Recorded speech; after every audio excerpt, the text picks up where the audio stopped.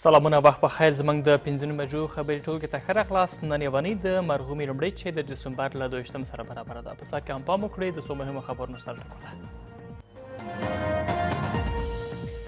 د ولسمشرۍ ټاکنو لومړنیو پایلو اعلان. د ټاکنو خپلواک کمیسیون محمد اشرف غني د تلې شپږمې ولسمشرۍ ټاکنو لومړنیو پایلو وړوندکی اعلان کړ.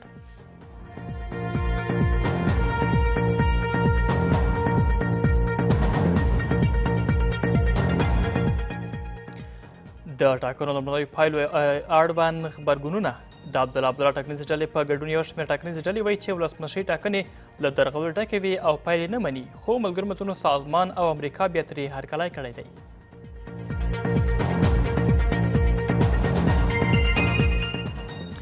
د اوربان په صورت کې به د سولې هوکړلیک لاسلیک شي. له قطر څخه باوري سرچینې وایي چې د امریکایانو ټینګار پر دې ده چې طالبان د سولې هوکړلیک له لاسلیک وړاندې اوربند وکړي، خو د اسکاله بیا طالبانو نه ده منلې.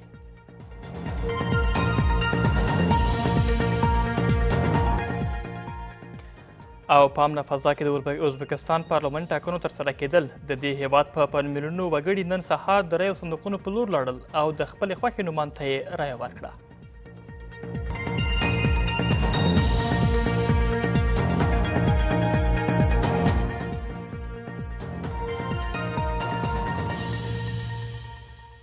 بشپړ خبرونه. د ټاکنو خپلواک کمیسیون محمد اشرف غني د تلې شپږمې ولسمشرۍ ټاکنو لومړنیو پایلو وړوندکی اعلان کړ. د ټاکنو خپلواک کمیسیون مشرتابه په سږ کال ولسمشرۍ ټاکنو کې د رایې ورکوونکو شمېر 1,844,402 رایې اعلان کړي چې محمد اشرف غني 50.48 سلنه او عبدالله بیا 9.25 سلنه رایې ترلاسه کړي چې په نوملړ کې غني لومړی او عبدالله هم دویم ځای خپل کړی دی. د ټاکنو خپلواک کمیسیون همداشان وایي چې په سږ کال ټاکنو کې نږدې 1.1 سلنه ښځو ګډون کړی دی چې د تیرې ټاکنو په پرتله ستر کمښت ښیي.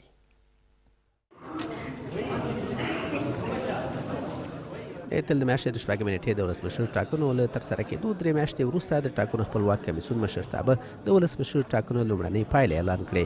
دا کمیسیون وایي چې ټول 1,844,400 رایو ته اعتبار ورکړل شوی چې پر بنسټ یې محمد اشرف غني 9,488 رایې 50.48 په ګټلو سره د ټاکنو د لومړنیو پایلو ګټونکی شو. ورپسې عبدالله 220,990 رایې 9.25 سلنه دویم ځای، ګلبدین حکمتیار 2,243 رایې چې 3.15 سلنه کیږي په دریم ځای کې راغلي دي.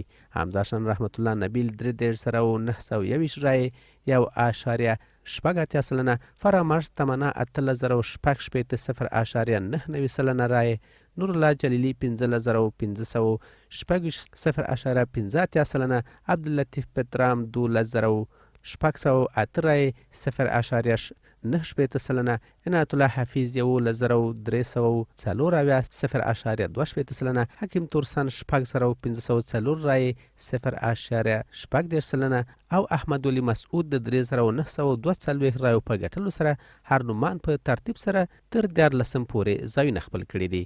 په دې نوملړ کې شهاب حکیمي د 3,340 رایو چې 0.18 سلنه کیږي، غلام فاروق نجرابي 1,606 رایې 0.09 سلنه، نور رحمان 815 رایې 0.05 سلنه رای ګټلې دي.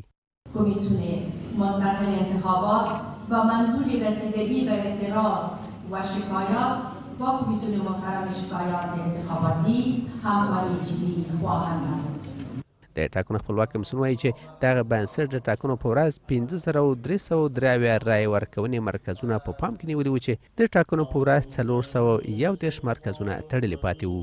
له بل خوا په ټاکنو کې د میرمنو ګډون 1.10 سلنه ښودل شوی چې د 2014 کال د ولسمشر ټاکنو په پرتله 8 سلنه ټیټوالی ښیي.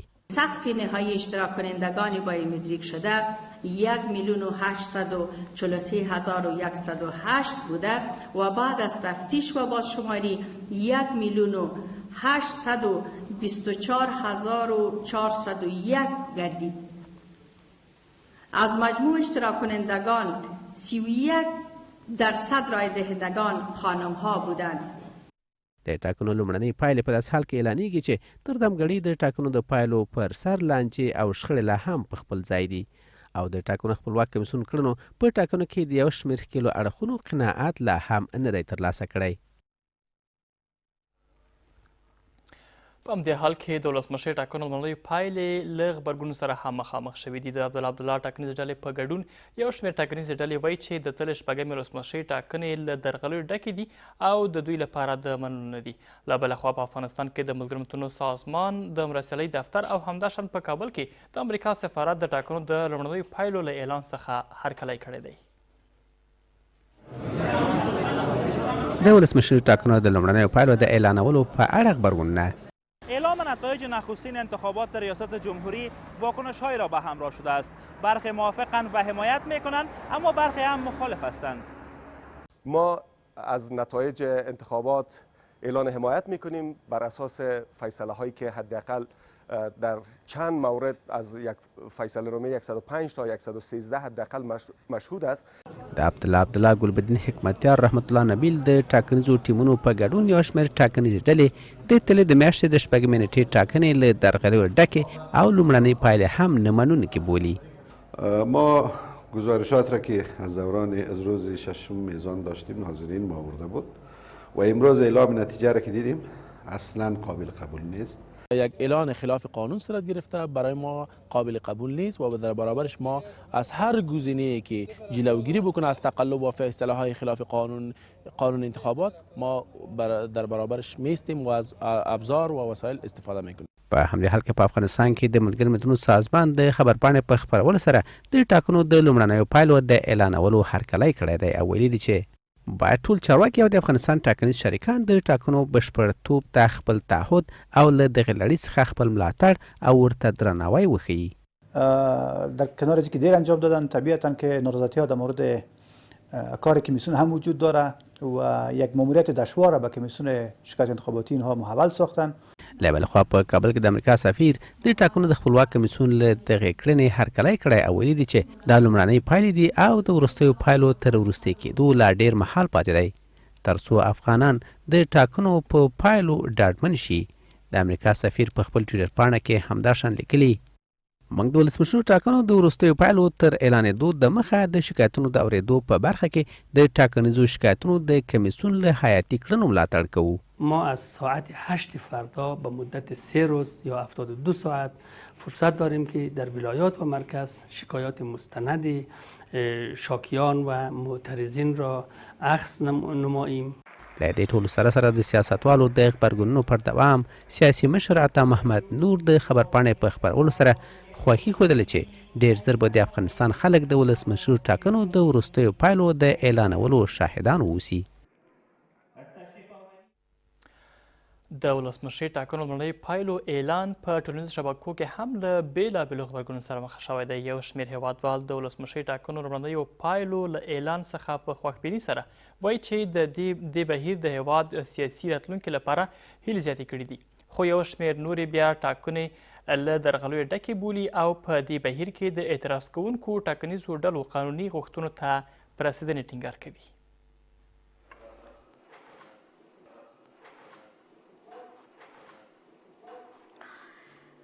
سرانجام پس از نزدیک به 3 ماه نتایج نخستین انتخابات ریاست جمهوری که به تاریخ 6 میزان سال روان برگزار شده بود اعلام شد.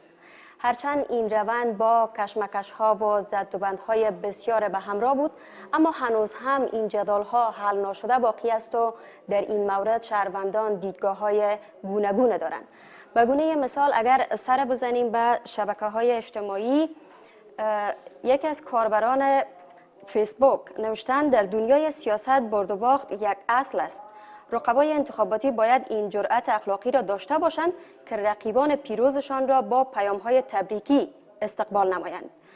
و به همین گونه دیگر نوشته نتیجه انتخابات که برآیند تقلب باشد برای مردم افغانستان پذیرفتنی نیست. و همچنان کاربر دیگه گفته کسانی که مبارک میگویند باید خود را از جمع دوستای من حذف کنند. د مجازي صفونو هاخوا یو شمېر ښاریان د ټاکنو د لومړیو پایل له اعلان څخه په خوښۍ سره وایي دغې لړۍ راتلونکي ته یې امیدواري ډېره کړې ده او غواړي چې ډېر ژر دې وروستۍ پایلې اعلان کړي. ما خوشحال هستیم که نتایج ابتدای انتخابات اعلان شد و مردم بتواند به خواست و هدفهایی که خود دارسته به عضو برسه و بتوانند آینده روشنی که داشته باشند به عضو برسه. اراکین بلندپایه دولتی انتخابات نهایی را اعلان بکنند که تا ما سرنوشتی را تعیین کنیم و به یک نتیجه مثبت برسیم، چون تمام زمینه‌های مثلا پیشرفت اقتصادی، سیاسی، امنیتی، فرهنگی ما در گرو انتخاب زعیم است. خو یو شمېر بیا د ټاکنو د خپلواکو مسؤل لخوا اعلان شوي پایلې د درغلیو ډکې بولي او وایي چې د دوی قانوني غوښتنو ته دې رسیدنه وسي. قسمی که امروز نتایج ابتدایی اعلان شد و امیدوارم که نتایج نهایی هم به زودترین فرصت اعلان شود و خواست ریاست‌های جمهوری که فعلا نامزد است در نظر گرفته شود به صورت شرعی و قانونی باشد که تا دیگر جنجال و خلل در افغانستان به وجود نیاید. په افغانستان کې د ټاکنو ترسره کېدل تل له کړکېچ سره مخامخ دي. د شنونکو په اند روڼتوب نشتون په اعلان کې ځنډ او حتی د ټاکنو سیاسي کېدل له هغو مواردو څخه دي چې د ټاکنیزو کمیسیون ته متوجه دي او د دې ملي لړۍ پر وړاندې د خلکو بې اعتمادي هم ډېره سوې ده. که چیرې د طالبانو مشران د سولې د هوکړه لیک د لاسلیک په ترڅ کې پر اوربند هوکړې ته ورسیږي، ډېر ژر به د دې هوکړه لیک د لاسلیک مراسم ترسره شي. له قطر څخه باوري سرچینې وایي چې د امریکایانو ټینګار پر دې ده چې طالبان د هوکړه لیک له لاسلیک وړاندې اوربند اعلان کړي، خو دا سکاله بیا طالبان نه مني. د افغانستان حکومت بیا د سولې ټینګښت له طالبانو سره د دولت مخامخ خبرو اترو پورې تړلی بولي. د سولې د هوکړې لاسلیک د طالب مشرانو ترمنځ د خبرو اترو د تمامېدو په تمه دي. همدا اوس د دوحې خبرې اترې درېدلې دي. لامل یې همدا چې د طالب مشرانو ترمنځ د اوربند په اړه په خبرو بوخت دي. د طالبانو خپلمنځي مشورې جریان لري ترڅو د توافقنامې د لاسلیک او اعلان د مراسمو په جریان کې د افغانستان په لویو ښارونو کې انتحار، انفجار او لوی هدفي وژنې ترسره نشي. که چېرته طالبان په دې سره توافق ته ورسیږي نو د هغې وروسته به توافقنامه لاسلیک شي او د توافقنامې لاسلیک وروسته به بیا بین الافغاني مذاکرات پیل شي. طالبانو ته د نږدې سرچینو په وینا امریکایانو په تازه خبرو کې چې تېرې اونۍ درېدلې وې، له طالبانو غوښتي چې مخکې له دې چې هوکړه لاسلیک شي دغه ډله د اوربند اعلان وکړي ترڅو امریکا ډاډه سي چې دغه ډله واحده ده، خو طالبان دا موارد نه مني. طالبان وایي چې که آتش بس تر توافقنامې د مخه وسي دا به مسؤلیت موږ ته راجع کېږي چې تر اوسه پورې د امریکایانو سره موږ جنګ وو او بیا کم دلیله موږ دا جنګ پرېږدو. یعنې دا خبره نسی چې امریکایان به موږ د افغانستان نه وځو، توافقنامه امضا نسی، نو دا به موږ ته د افغانستان د ټولو موضوعګانو مسؤلیت راجع کېږي. طالبان به اوس هم په دې باندې وي. زه فکر کوم ما چې اورېدلي دي چې آتش بس دې مخکې نه کېږي. په ظاهره توګه طالبان او امریکایان د بهرنیو سرتیرو پر وتلو هوکړې ته رسېدلي دي، خو تر هغه جنجالي موارد اوربند او له دولت سره د سولې خبرې اترې دي چې تر اوسه پاتې دي. دوه موارد چې له زلمي خلیلزاد سره د ولسمشر غني د خبرو اترو اصلي محور هم شمیرل کېږي. حکومت سولې ته یوازې لار له دولت سره د طالبانو نیغ په نیغ خبرې بولي. صلح در نتیجه مذاکرات مستقیم جمهوری اسلامی افغانستان و طالبان تامین خواهد شد. طالبان باید فرصت به وجود آمده را برای صلح نادیده نگیرند و به خواست مردم افغانستان در مورد برقراری آتش بس و شروع مذاکرات مستقیم احترام بگذارند. تازه په تازه د طالبانو یوې ډلې پاکستان سفر کړی دی. رسنیو د سفر اصلي موخه د اوربند په اړه خبرې اترې بللې دي، خو طالبانو ته نږدې سرچینې پاکستان ته د سفر موخه د سولې د خبرو اترو څخه پاکستان په منځ کې ږدل او په نوموړي هیواد کې د کډوالو د ستونزو په اړه خبرې اترې بللې دي. او د اطلاعاتو فرهنګ وزارت تر اوسه نه دی توانیدلی په هیواد کې 3000 لرغوني آثار ثبت کړي. د اطلاعاتو او کلتور وزارت د نظر پوښتنو پر بنسټ د هیواد په 14 ولایتونو کې لږ تر لږه 15000 لرغوني آبدې شتون لري چې له دې منځه 1270 آبدې د دې وزارت په اطلاعاتي مرکز کې ثبت شوي دي. د دې وزارت چارواکي وایي چې تر اوسه 296 لرغوني آبدې په اساسي توګه بیا رغول شوي او 28 نورې بیا جدي بیارغونې ته اړتیا لري. جګړو او ورڅخه پاتې شونو چې تر ډیره لرغونې شتمنۍ هم زیانمنې کړي، خو د اطلاعات او کلتور وزارت په دې لټه کې دی تر څو دغو ستونزو ته د هواري لار ومومي. د هیواد په 14 ولایتونو کې نظر پوښتنې ښیي چې لږ تر لږه 15,000 لرغوني ځایونه شتون لري چې له دغه شمېر څخه لا هم 3,230 لرغون ځایونه د اطلاعات او کلتور وزارت د لرغونو شتمنیو په اطلاعاتي نوملړ کې نه دي ثبت شوي. تقریبا 1177 آبده فهرست شده که با وجود از اینکه مشکلات هم داشتن اینا فهرست کردن و در حدود 811 آبده ثبت و تسجیل شده در 34 ولایت افغانستان. د اطلاعات او فرهنګ وزارت وایي چې تر اوسه د لږ تر لږه 3,000 لرغون ځایونو په بیارغونې توانېدلي دي او په راتلونکي کال کې 28 لرغون ځایونه بیارغونې ته اړتیا لري. دغه وزارت په وینا حکومت د لرغونو شتمنیو د بیارغونې لپاره 160 میلیونه ډالر منظور کړي او په پام کې ده چې له اولویت بندۍ وروسته په یو شمېر ولایتونو کې د دغو لرغونو شتمنیو د بیارغېدو چارې پیل شي. که فعلا ما سر یک برنامه بسیار مشخص ملی که در او به اساس اولویت زمانی، اولویت فصلی به اساس از این کار میکنیم. بیشتر از 138 آبده هست که این را از طرف وزارت اطلاعات و فرهنگ صورت گرفت ترمیم شده. متبقیشان مؤسسات بیرونی و همکار ما که در افغانستان کار کردن ترمیم بسازی صورت گرفتن. د جګړو په لړ کې د لرغونو شتمنیو د ویجاړېدو ترڅنګ ځینې لرغوني آثار له هېواده د باندې هم قاچاق شوي دي. خو د اطلاعات او فرهنګ وزارت وایي چې دغه وزارت یو شمېر لرغوني آثار له پېژندنې وروسته بیرته هېواد ته راستانه کړي دي.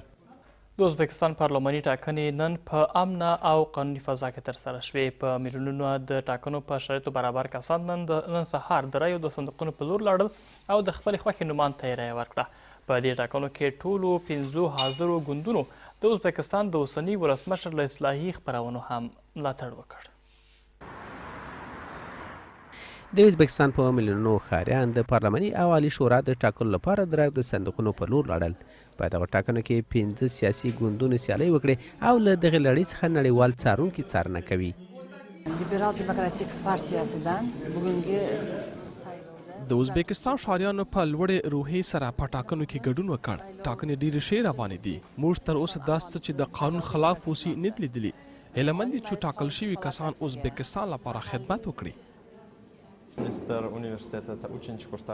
موږ د رای ورکولو لپاره راغلي یو. هیڅ راز فشار او قانون ماتونه شتون نه لري.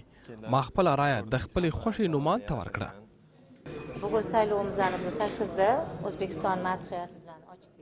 دغه ټاکنې نن سهار 8 بجې پیل شوې چې د شپې تر 2 بجو به دوام وکړي. د ازبکستان پارلماني ټاکنې په کابل کې د دغه هیواد د سیاسي بنسټ په ګډون په ټولو سیاسي څانګو کې ترسره شوې. موږ دلته په کابل کې په خپله سیاسي نمایندګۍ کې زمینه مساعده کړه ترڅو په افغانستان کې زموږ میشت وګړي وکولی سي د رای ورکونې له حق څخه ګټنه پورته کړي.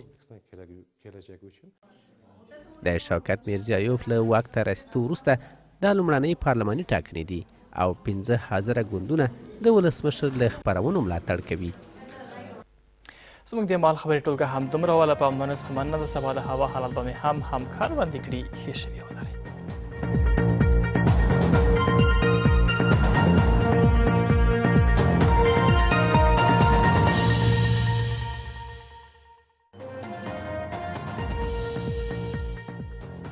کابل نیمه ورځ د تودوخې لوړه درجه 10 ټیټه -4. مزار شریف نیمه ورځ د تودوخې لوړه درجه 13 ټیټه 3. هرات نیمه ورځ د تودوخې لوړه درجه 14 ټیټه 0. جلال آباد نیمه ورځ د تودوخې لوړه درجه 18 ټیټه 2. بامیان نیمه ورځ د تودوخې لوړه درجه 0 ټیټه -15. کندز نیمه ورځ د تودوخې لوړه درجه 12 ټیټه 4. کندهار نیمه ورځ د تودوخې لوړه درجه 14 ټیټه -2. غزنی نیمه ورځ د تودوخې لوړه درجه 15 ټیټه -8. میمنه نیمه ورځ د تودوخې لوړه درجه 15 ټیټه 1. د بدخشان فیض آباد نیمه ورځ د تودوخې لوړه درجه 9 ټیټه 0. اسلام آباد نیمه ورځ د تودوخې لوړه درجه 12 ټیټه 4. نوی ډهلی لمر د تودوخې لوړه درجه 19 ټیټه 9. تاشکند ورځ د تودوخې لوړه درجه 4 ټیټه -2. دوشنبه نیمه ورځ د تودوخې لوړه درجه 12 ټیټه 2. تهران لمر د تودوخې لوړه درجه 14 ټیټه 2. دوبای لمر د تودوخې لوړه درجه 25 ټیټه 11. استانبول نیمه ورځ د تودوخې لوړه درجه 12 ټیټه 9. مسکو ورځ د تودوخې لوړه درجه 8 ټیټه 4. بیجینګ باران د تودوخې لوړه درجه 10 ټیټه 6. اشخاباد نیمه ورځ د تودوخې لوړه درجه 10 ټیټه 1 درجه اټکل شوی.